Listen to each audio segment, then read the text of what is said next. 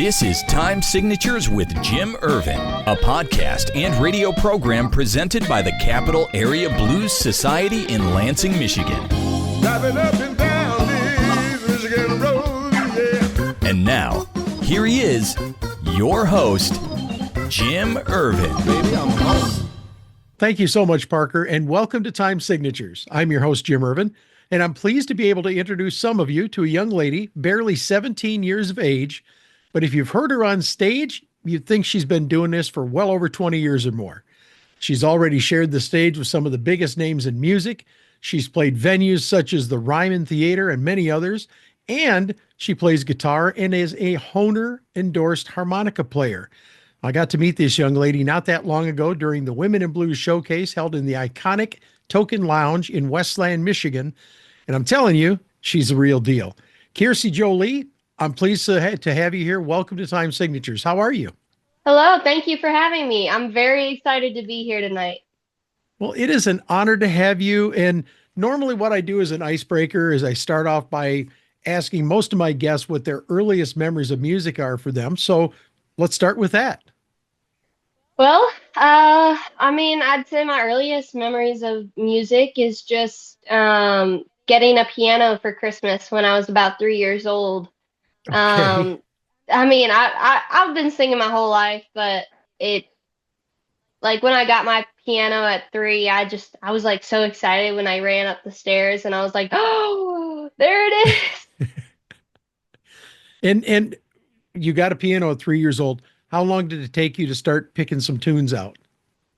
Not long. I had a great piano teacher for a little bit, and she was really great. And I played at our church that we used to go to back in Missouri, and I did a few recitals and everything. So it didn't take too long. I feel like God has always given me this gift for music and a love for it too. Sure. Yeah. Now, how old were you when you picked up the guitar and the harmonica, and which came first? Harmonica came first. I got my first set of harmonicas when I was 6 years old. Oh, wow. Yeah, I had gotten it as a Christmas gift from Santa, and I honestly had no clue what they were. And I asked my mom, and I was like, "What is it?" And she's like, "Oh, it's a harmonica. You blow or draw air to make music." And I had tried it, and I fell hook, line, and sinker for it. Like, I was just hooked from that moment, and I loved playing, and I would just spend hours upon hours every day just playing it, whether it was good or not. And Yeah. I think my sister would have some words to say about if it was good or not. Um, but then soon after, I was around 11. It was after the time we moved to Tennessee. I had gotten my first guitar. I had actually previously started on ukulele. My harmonica teacher, Sandy Weltman, had gotten me one for my birthday. Okay. And I had started to combine the two and just kind of play it together a little bit. And then we moved to Tennessee, and I found out quickly that most venues do not play backing tracks. So I was like, well, I guess I'll start learning guitar. Now, do you still have the ukulele? Do you still play one? I'm sorry, I pronounced it incorrectly. It's pronounced ukulele. And that's because there's a gentleman up here that is in charge of the ukulele group, and he taught me a long time ago that's how you say it. So if I say it wrong, he's gonna come over here and smack me. I know he will. But do you still have one laying around that you pick on once in a while? I do. I still have it around. I don't pick on it as much, but I Okay. do play with it every now and then, and I've still got this little chord book for it that I look at every now and then. So I actually have one sitting on the dining room table that I really want to pick up, and I've been so busy doing other things with the podcast and whatnot, I haven't taken the time to do it. But it's there and it's ready, and I have a couple of books as well. But Kiersi, at what point did you come to the realization that you had to follow your musical dreams? I mean, it was a few years after I had started harmonica, and I had been taking lessons for a couple years. I had gone to a harmonica convention. I had been I'd just been having fun with it, and it was something that I loved to do. And honestly, I think it was at a point in my life where I I realized that God was calling me to do something with this musical gift. Um, I think I was at a SPA convention, the Society for Preserving and Advancing the Harmonica, and I was playing on stage and I realized how much I loved playing on stage. I loved getting to see people in the audience. I loved making a connection with them with my Sure. music. And that was the first time I had felt something like that while playing. And so I think from that moment, I knew that I wanted to inspire people and make that connection with them all the time. Sure. Now, how did your relationship with Hohner come about? Yeah, so the harmonica organization that I mentioned, SPA, Okay. I had been going to their conventions for a couple of years, well, a few years. And Hohner was um, they were a big sponsor of this convention, and they would have little booths at the convention every year. Okay. And so I would go up to their booths, I would look at their harmonicas, I would look at their harmonica cases, and I was 9 years old, and Honer had approached my parents, and I had been playing all Hohner harmonicas, Special Okay. 20s, Rockets, Golden Melodies. I had been playing pretty much all Hohner harmonicas. And so they came up to my parents and they asked, "Do you think she would like to be an endorsee with Hohner harmonicas?" And honestly, they had said, "Well, we can ask her." Um, and so, we had kind of talked about it. They made a little video. It was posted on like YouTube. Okay. Feels like 100 years ago. Um, but they had made a video just asking what kind of harmonicas I had played, and I was like, "Oh, I played Hohner Special 20s." They were like, "Oh, which one's your favorite?" I was like, "Well, that Special 20 is probably my favorite. I really like the sound and the quality of harmonica it is." And they sent it to Hohner and they were like, "This is perfect." And so they came up and approached me and they asked if I would like to be one of their endorsers. And I honestly, I don't think I knew what that exactly meant at that time because I was 9 years old, but I was Yeah. so excited. And I loved their harmonicas. I still love their harmonicas. They keep making great improvements all the time with their brand and everything.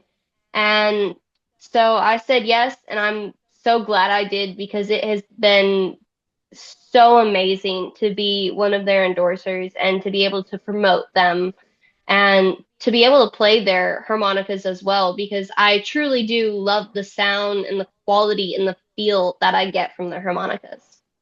And a lot of today's harmonica players use the Honers. As a matter of fact, have you met Deke Harp yet down in I Clarksdale? love Deke. Yeah, he's awesome. Yeah, I'm actually going to be interviewing him tomorrow, and Oh, that's incredible. Yeah, tell him I said hi. I will do that as a matter of fact. And one of the cool things is I've got a brother that plays harmonica, and I want to surprise him and pick up a harmonica from Deke for him. So I ended up ordering two because I thought, well, if he's learning, I might as well learn too. So, There you uh, go. but it's kind of cool because this guy does everything handcrafted, and he'll take a stock harmonica and do some amazing things to it. And I guess it's even better than it was. So it's kind of neat, kind of a neat Oh thing. yeah. But talk about the support network that you have with your parents, if you would. I have been so grateful and so fortunate to have the parents that I do. There has not been a single time that they have not supported me in this journey. And I'm very grateful. Like the whole reason we moved was to help support me and my sister's journey in this music. My sister's also a songwriter. Okay. Um, but people ask him all the time. They're like, "Do you do music as well?" And both of my parents are like, "No, no, this is all God given." And so it's just been very incredible to know that they have my back through all of this and that they have been willing to put me in places that they know are going to challenge me and make me better. But they also love me and cherish any decision that I make. Sure. Yeah. Now, having met and worked with you briefly as I did, I can attest to your professionalism and your work ethic. You genuinely carry yourself with a solid measure of respect too, don't you? Oh yeah, I mean, we're all God's people, and so I choose to treat everyone the same. And, I kind of like the golden rule. I want to treat everyone how I want to be treated. And it's just that kind of thing because I know there are people who are way better than me at this, and there are always going to be people who are better than me at this. And, it's just that sense of we're all humans and we should treat everyone nicely. Well, and I think the other aspect of that is, being able to garner some of that support and maybe some tips here and there from other harmonica players. I mean, there's some wonderful harp players out there, Charlie Musselwhite and Bob Oh, yeah. Corritore, D Carp. I mean, there's a ton of them. And then you've got Steve Bell over in Chicago. I don't know if you've ever met Steve, but oh man, Mm-mm. he has a belt with his harmonicas on them. Oh, And yeah, yeah. if you get a chance to listen to John Primer in the Real Deal Blues Band, check out Steve Bell. He does things with harmonica I've never heard before. And it absolutely blows my mind. But I want to get back to you because I think one of my favorite moments from your set at the Women in Blues Showcase was when you and Nick Coco of Sunny Blue and the Moons went head to head jamming on your guitars. Did it kind of catch you off guard that he shared that moment so freely with you, Kiersi? I mean, I don't think it really caught me off guard, but it was such a great experience. I mean, I love sharing, like, I love doing that kind of like battle royale with the harmonica and Oh yeah, guitar. And, it's always so fun to see the different kind of styles of other guitarists and how they bring different emotions to their guitar. And they really emphasize it differently. And it makes it like a whole new show and a whole new sound. And it's so invigorating for me. I sure. love being able to um, share that moment. And it's honestly just so much fun. Like, I just have the greatest time whenever I am sharing those moments with others. And I have to tell you, I think Nick walked away realizing that you definitely knew what you were doing up there, because you guys were going at it for about, oh man, it seemed like a solid 5 minutes or more. But you've played at Memphis. You've competed at Memphis too, haven't you? No, not yet. Okay. I've been working on that. So yeah. Okay. All right. But you played the Ryman. Um, hmm Talk about some of the big name musicians that you've shared the stage with, would you please? Yeah. So I think one of the coolest parts of my journey so far is I got to play with Jamie Johnson, on stage, and he was doing a meet and greet. I went up, I was like, "Hi, I'm a musician too. I play harmonica." And he was like, "Oh, that's awesome," and everything. And I was like, "Do you want to hear it?" He was like, so I pulled it out of my pocket. He was like, "Oh, you just got one in your pocket." I was like, "Yeah, that's the great thing about harmonica. It just fits so easily and you can take it everywhere." Yeah. So I played a little bit for him, and he was like, "You know what? You're gonna be a special guest at my show tonight." So I got to play on stage with him, and most recently, I was very fortunate to play the Ryman opening up for Lauren Daigle. And Wow. that moment, that night came about through an organization called Notes for Notes.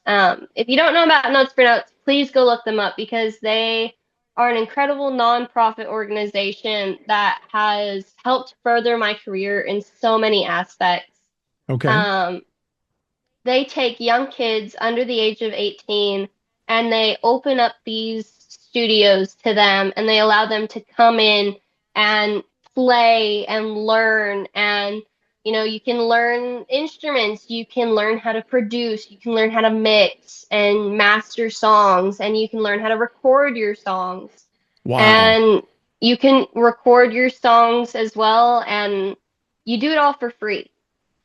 And that's been one of the biggest inspiration. They have been one of the biggest inspirations to me because the people there are honestly the nicest people, and they are so welcoming, and they just love to help you grow as an artist or as whatever you want to be.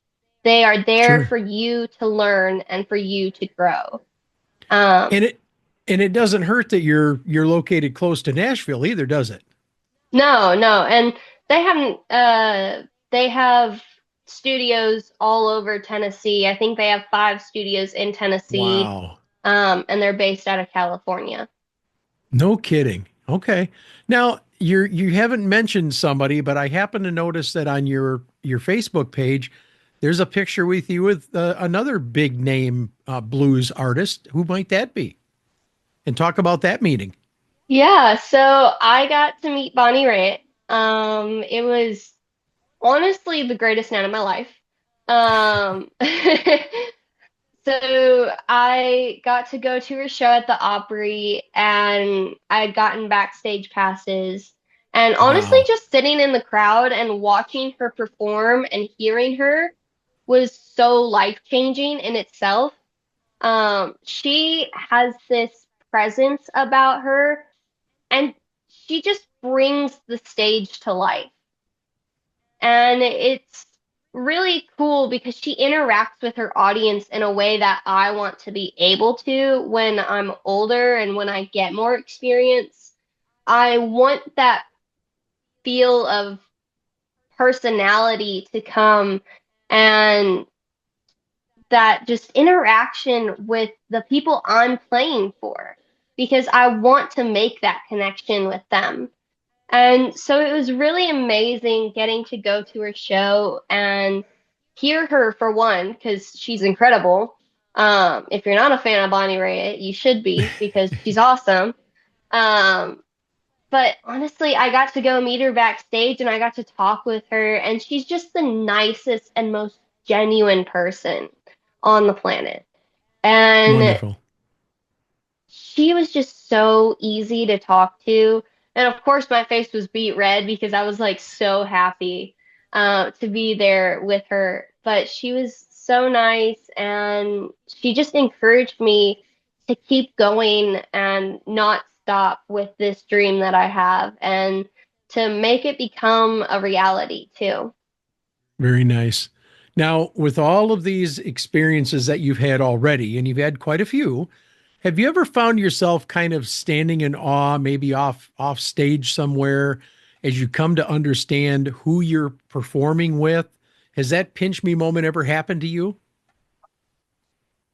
I can't say it's happened yet. Okay, I know I have had experiences where I have been just in awe of the people I'm on stage with. And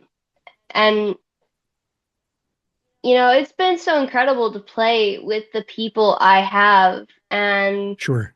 even if they're not like the most famous person, they have this gift, and it's incredible that I get to share my gift with them, and I get to experience the moment of just having a good time, having this amazing time just playing and having fun and sharing the gifts that we love and the passion we have for it together.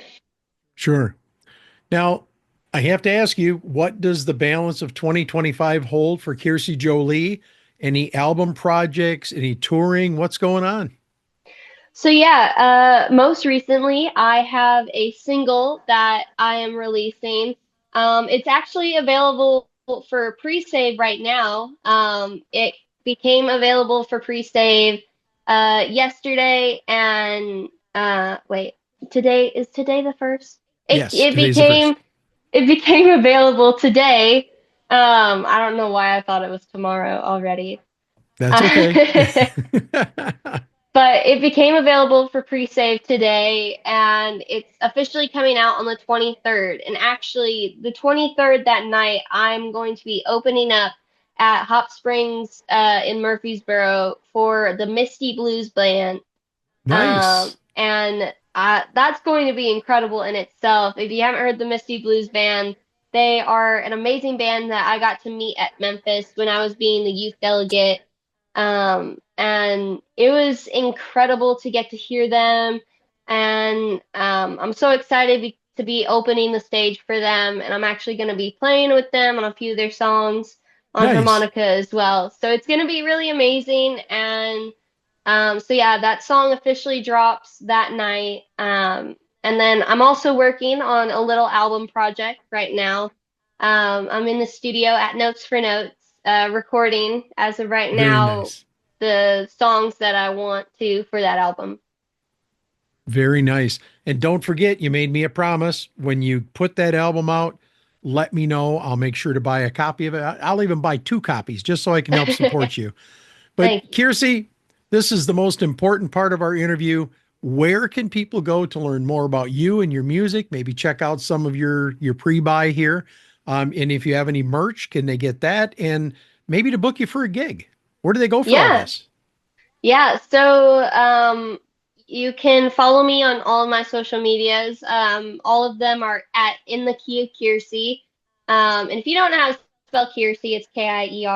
I always got to put that out there just to throw it in, make sure people can Yep. get it. Um, but yes, please go follow me on Instagram, Facebook, TikTok. Um, Subscribe to me on YouTube, even.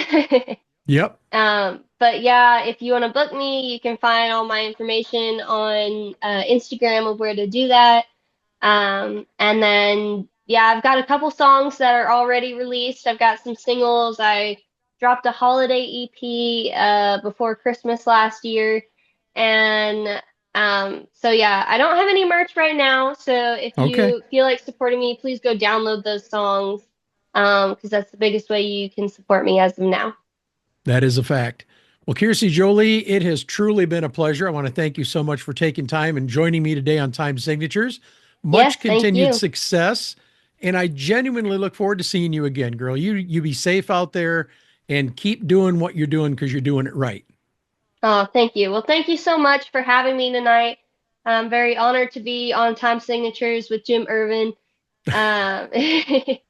It's amazing to be here, and I look forward to seeing you in person again and having these great conversations.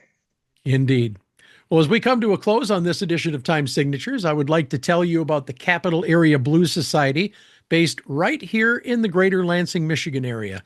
CABS began its run in the fall of 1994, and they built a strong presence in central Michigan, offering an annual blues brawl where the band and solo duo winners are sent to Memphis to compete in the annual International Blues Challenge on Beale Street in Memphis. Boy, is that a mouthful. But there's also a lot more. We also hold an annual Breaking Bread with the Blues, offering a day of blues music and a chance to raise funds and food donations for the Greater Lansing Food Bank. Oh, and by the way, CABS also presents this program, for which I am eternally grateful. As with all nonprofits, the Capital Area Blues Society is always looking for donations, so please consider a tax-deductible gift to CABS today. Visit capitalareablues.org and make your donation in any amount, and thank you for your consideration. And that wraps up this edition of Time Signatures. Once again, my thanks to our guest, Kiersi Jolie, but also to you, for without you, none of this would be possible. Jim Ervin reminding you that keeping the blues alive is everyone's responsibility, but preserving the history of the blues One story at a time is my mission. Until next time, so long, everybody. This has been Time Signatures with Jim Ervin, presented by the Capital Area Blues Society in Lansing, Michigan. For more information on cabs, visit capitalareablues.org. You can find this episode and past episodes at lcconnect.org. The Time Signatures theme song, Michigan Roads, is used by permission and was written by Root Doctor, featuring Freddie Cunningham. You know I'm trying, baby, driving up and down these Michigan roads, yeah. Until next time, keep on keeping the blues alive.